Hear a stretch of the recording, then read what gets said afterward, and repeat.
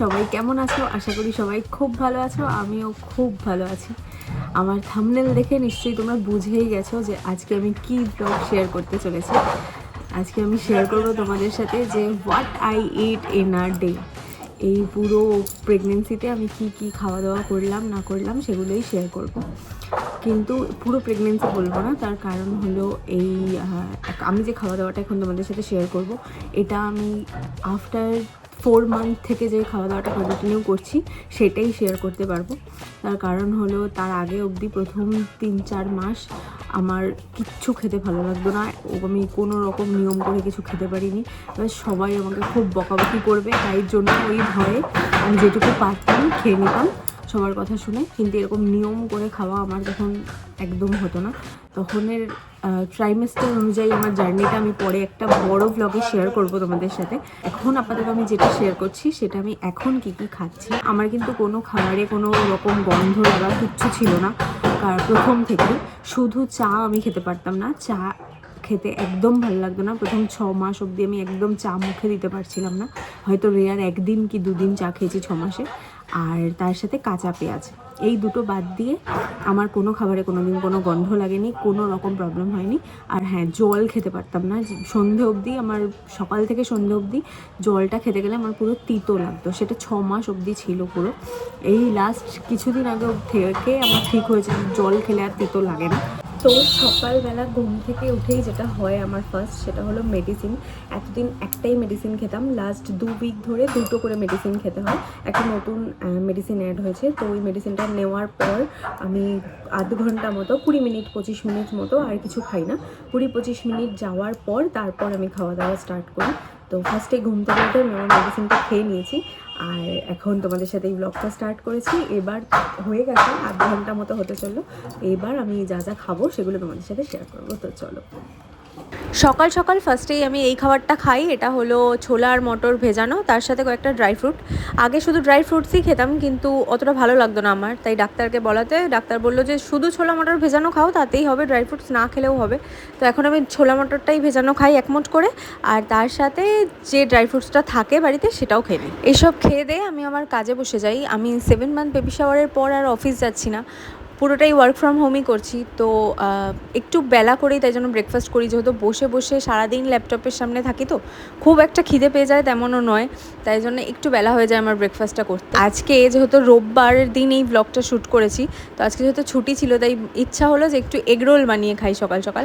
আটা মাখাই ছিল, ওটা দিয়ে রুটি হচ্ছিল, কিন্তু মনে হলো যেহেতু এগরোল খাই, তাই এই শসা পেঁয়াজ গাজর সব কেটে নিয়েছি। শুধু আজকে যে এগরোল খাচ্ছি দেখে তোমরা ভেবো না যে আমি রোজ রোজ এরকম তেলে ভাজার খাবার খাই, একদমই নয়।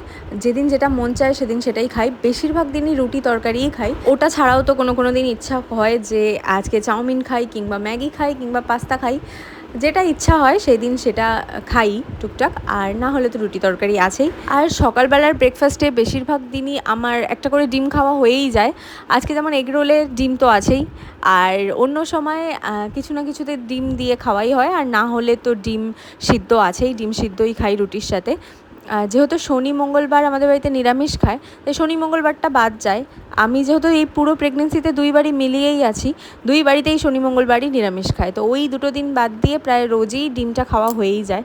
এটা যেমন আজকে লুচি তরকারি হয়েছিল বাড়িতে, তার সাথে একটা ডিম সিদ্ধ ছিল, আর কোনো দিন রুটি তরকারি হয়েছিল, সেটারও ক্লিপ আমি নিয়ে রেখেছিলাম, সেটাই শেয়ার করলাম। তো আমি এরমভাবেই সকালের ব্রেকফাস্টটা করি, করে টোরে তারপর কাজবাজ করে স্নান করতে যাওয়ার আগে কিছু না কিছু একটা ফল খাই, কারণ এই সময় তো একটু মেনে চলতেই হয়। আর বাড়ির সবাই না হলে যা বকাবকি করবে, তুমি খেতে চাও না চাও তোমাকে খেতেই হবে, না হলে সবাই ভীষণ বকাবকি করে যে এখন এটা খা তখন ওটা খা। আর তাই জন্য টুকটাক ফলও আমি খাই। আজকে যেমন ফলের মধ্যে ছিল কমলা লেবু, আর তার সাথে ছিল কলা। এরকম না যে আমি এই ফলগুলোই খাই, যেই দিন যে ফল বাড়িতে থাকে সেই দিন সেই ফল খেয়ে নিই, পার্টিকুলার কোনো একটা ফল আমি খাই এমন নয়। যেমন আজকে এইগুলো খেয়েছি, আর এর পরের দিনই দেখো খেয়েছি কুল, কারণ সেদিনকে বাড়িতে কুল কিনেছিল, আমার ইচ্ছা হচ্ছিল তাই কুল খেয়েছি। কিন্তু মাঝখানে যখন খুব ঠান্ডা ছিল, তখন আমার খুব ঠান্ডার ধাত আছে, গলা ব্যথা এটা ওটা হতো, তো তখন ফল খাইনি, বেশ কিছুদিন ফল একদম বাদ দিয়েছিলাম। আর যেদিনকে ফল খাই না সেদিনকে ডাবের জল খাই। তার কারণ হলো এই সময় ডাবের জল খাওয়াটা শরীরটাকে খুব হাইড্রেট রাখে, তাই জন্য যে কোনো দিন ডাবের জলও খাই। আর তারপর দুপুরের লাঞ্চের মেনুতে যেদিন যেরকম হয়, আমরা তো মাছে ভাতে বাঙালি বস, তাই জন্য মাছ তো থাকবেই রোজই, প্রায় নিরামিষের দিন বাদ দিয়ে। আজকের মেনুতে ছিল ডাল আর কাচকি মাছ ভাজা, তার সাথে ফলি মাছের ঝোল আর এক টুকরো লেবুও নিয়েছি। আর এটা হলো অন্য এক দিনের, সেদিনকে খুব বিরিয়ানি খেতে ইচ্ছা করছিল, মাম্মামকে বলেছিলাম, তো হাঁসের ডিম দিয়ে বিরিয়ানি বানিয়েছিল, খুব টেস্টি হয়েছিল, পেট ভরে অনেকটা বিরিয়ানি খেয়েছি। আর কেনা বিরিয়ানি, ফ্রাইড রাইস, আমি কিন্তু সবই খাচ্ছি, কোনো কিছুই বাদ নেই। এখন হয়ে গেছে সন্ধে, দুপুরবেলার খাওয়া দাওয়া অবধি তো তোমাদের সাথে শেয়ার করলামই, দেখালামই। এখন সন্ধ্যা হয়ে গেছে, আমি একটু ঘুমিয়েছিলাম, ঘুম থেকে উঠেছি। আর এখন আমি খাবো একটু চা, সবার জন্য চা করব, সাথে নিজেও খাবো। আমি তোমাদেরকে সকালবেলাই বলছিলাম যে আমার কোনো কিছু খেতে প্রবলেম হচ্ছে না, কিন্তু চা খেতে পারছিলাম না। এই লাস্ট 1 মাস হলো যে আমি চা খেতে পারছি, আমার কোনো অসুবিধা হচ্ছে না, আর কোনো খাবারেই কোনো প্রবলেম হচ্ছে না। কাঁচা পেঁয়াজ, চা সবই খেতে পাচ্ছি। সো এখন কদিন ধরে আমি একটু চাও খাচ্ছি, সন্ধ্যেবেলা করে একটুখানি করে চা খাই। আর আমার একটু ঠান্ডার ধাতও আছে, মাঝে মাঝেই ঠান্ডা লেগে যায়, তার জন্য যদি কখনো ঠান্ডা লেগে যায় তখন একটু লিকার চাও খাই। সেটা মানে এই লাস্ট কয়েকদিন ধরেই চলছে আর কি। সন্ধ্যেবেলা করে যেমন রোজই একটুখানি চা খাই, কোনো দিন চায়ের বদলে ফুচকা বাড়িতে নিয়ে আসলে ফুচকা, ঘুগনি, চুরমুর সবই খাওয়া হয়। হ্যাঁ, তোমরা বলতেই পারো যে এত বাইরের খাবার কেন খাচ্ছ, আমি না অতটাও মানতে পারছি না, একদম মানছি না তাও নয়, আবার পুরোপুরি যে বাইরের খাবার ছেড়ে দিয়েছি, ঝাল মশলা খাওয়া কম করে দিয়েছি সেরকমও নয়। আমি বাইরের রেস্টুরেন্টের বিরিয়ানিও খাচ্ছি, তেলে ভাজাও খাচ্ছি, ফুচকা, ঘুগনি সবই খাচ্ছি। আর যেদিন সন্ধ্যেবেলা বাইরে বেরোই সেদিনকে তো ধরো এগরোল, চাউমিন সবই টুকিটাকি খাওয়া হয়, আর আমার খেতে ভালোই লাগে। আমি না একদম বাইরের খাবার না খেয়ে থাকতে পারছি না, আর পারবোও না, সো আমি সবই খাচ্ছি। আর এরপর হলো রাত্রের খাবার, যেটা খেতে আমার একদিনও ইচ্ছা করে না। আমি জানি না, রাত্রে আমার একটুও খিদে পায় না, বাট সবাই তো আমাকে মেরে ফেলবে আমি যদি এই কথাটা বলি, তাই আমি রাত্রে খেয়ে নিই। আজকে যেমন ভাত ছিল বাড়িতে, আর দুপুরের মাছের ঝোল ছিল, আমার ওটাই ইচ্ছা হয়েছে, আমি ওটাই খেয়েছি। কোনো দিন রুটি হয়, রুটি খাই।